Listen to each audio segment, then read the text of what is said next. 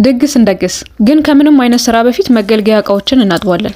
የዛሬው የድግስ ወጥ የሚሰራው በገላግሌ አዲሱ ድስት ነው። ትልቅ ነው። 3 ዶሮን ቀባሮ ነው የሚሰራው። እስኪ እናንኳኳ። አረ ክፈቱ። አስፈላጊ የሚባሉ ግብአቶችን ሁሉ ገዝቻለሁ። ድግስ ሲባል ግን ምንድነው ወደ አይምሯችሁ የሚመጣው? እኔ ድሮ እናቶቻችን ተሰብስበው እንጨት አቀጣጥለው ምን በሚያክል ጎላ ድስት ወጥ ሲሰሩ ያለው ይመጣብኛል። ሌላው ደግሞ ከድግስ ጋር ተያይዞ ቻይልድሁድ ትራማ አለብኝ። የድግስ ምግብ እየተሰራ በነበረበት ቀን እኛ ገና ለገና ምግብ ይሰጠናል ብለን ስንጠብቅ ባጠፋነው ጥፋት ምክንያት ተንበርከኩ ተብለን በሳማ የተገረፍነው ትዝ ይለኛል። ደግሞ እኮ የገረፉን ወላጆቻችን አይደሉም፣ ጎረቤት ነው የገረፈን። ድግሱም የጎረቤት ነበር። ከዛ መጨረሻ ላይ ነገ እንዳትቀሩ አላሉንም። ከገረፉን በኋላ አኩርፈን ቀረን። ደፋር ደግመን ሄደን እንደገና ብንገረፍስ?